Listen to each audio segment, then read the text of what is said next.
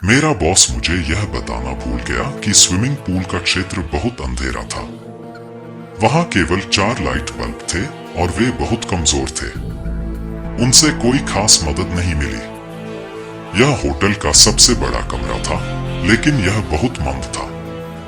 Swimming pool की दीवारें ऐसी लग रही थी जैसे वे बहुत दूर हों, हालांकि वे थी नहीं। कभी कभी जब मैं पानी को देखता तो मुझे डर लगता और लगता कि कोई बाहर निकलकर मेरे पैर पकड़कर मुझे अंदर खींच लेगा और मैं मदद नहीं पा सकूंगा। लेकिन मैंने उन डरावने विचारों को भूलने की कोशिश की और सिर्फ पूल की सफाई पर ध्यान केंद्रित किया। जब मैं पूल से पत्तियां और लकड़ियां इकट्ठा कर रहा था तो मैंने अपने पीछे पानी में एक काली आकृति देखी। मैंने जल्दी से पीछे मुड़कर देखा कि मेरे पीछे क्या है और लगभग पानी में गिर गया। इससे मैं बहुत डर गया और मैं पूरी तरह से कांप रहा था, लेकिन वहां कोई नहीं था। मैंने फिर से पूल की ओर देखा, लेकिन यह खाली था, कोई भी आसपास नहीं था। मैं पूल की सफाई पूरी करने में कामयाब रहा। फिर मैंने पूल क्षेत्र का दरवाजा बंद किया और फ्रंट डेस्क पर वापस चला गया। मैं अपने सहकर्मियों को मेरे साथ हुई एक बहुत ही डरावनी घटना के बारे में बताना चाहता था, लेकिन सुनने के बजाय उन्होंने सोचा कि मैं बस उन्हें धोखा देने की कोशिश कर रहा हूँ या मैं यह सब कल्पना कर रहा हूँ। इससे मुझे बहुत गुस्सा आया कि उन्होंने मुझ पर विश्वास नहीं किया। इस होटल में 1 महीने तक काम करने के बाद मुझे अब तक का सबसे भयावह अनुभव हुआ। मैंने समाचारों में सुना कि आज रात एक बड़ा तूफान आने वाला है और इसकी वजह से कुछ समय के लिए बिजली गुल हो सकती है।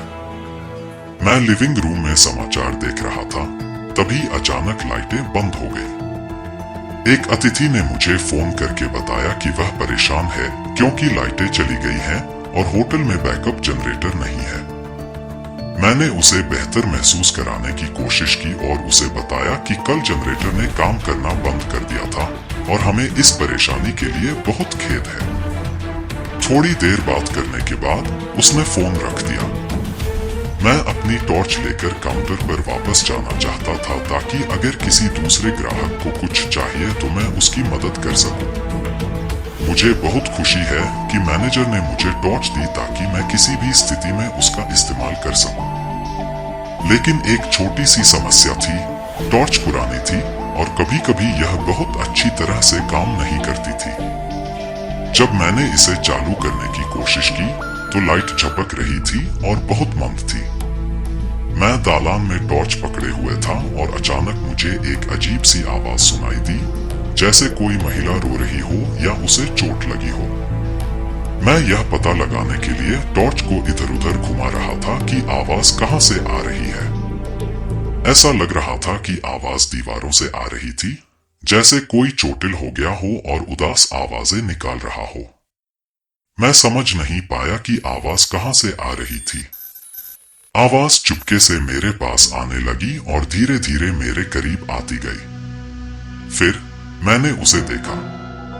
वह मेरे बहुत करीब थी, लेकिन उसका चेहरा अजीब लग रहा था और उसका शरीर पूरी तरह से उलझा हुआ था।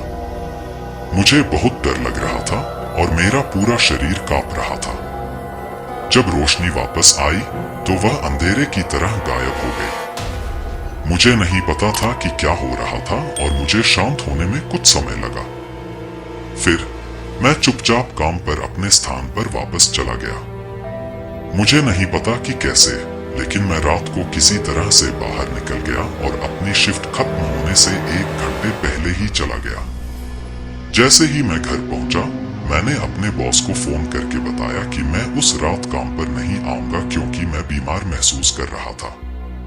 मैं वास्तव में अपनी नौकरी तुरंत छोड़ना चाहता था, लेकिन मुझे पता था कि मेरे लिए कोई और नौकरी ढूंढना मुश्किल होगा। इससे मुझे दुख हुआ कि मैं बस ऐसे ही नहीं जा सकता था। हर बार जब मैं सोने की कोशिश करता तो मेरे दिमाग में एक महिला का डरावना चेहरा दिखाई देता। सौभाग्य से रोशनी ठीक समय पर वापस आ गई। अगर चीजें अलग होती तो शायद हम नहीं जानते कि क्या होता। इसे सुबह तक रहने की जरूरत है। अरे नहीं, मुझे लगता है कि मैं कार में टॉर्च भूल गया हूँ। मेरी बैटरी लगभग खत्म हो गई है। मैं अभी कुछ भी नहीं देख सकता। मेरे पास जो दूसरी बैटरी थी वह कहाँ है? 5 साल पहले एक होटल में एक महिला को एक कर्मचारी ने बहुत बुरी तरह से घायल कर दिया था, जिसे रात में होटल की देखभाल करनी थी। यह तब हुआ जब लाइट चली गई। अगली सुबह उन्हें महिला मिल गई, लेकिन वे यह पता नहीं लगा पाए कि उसे किसने चोट पहुंचाई। उन्हें वह कर्मचारी भी मिल गया जो उस रात वहां था और उसे भी चोट लगी थी।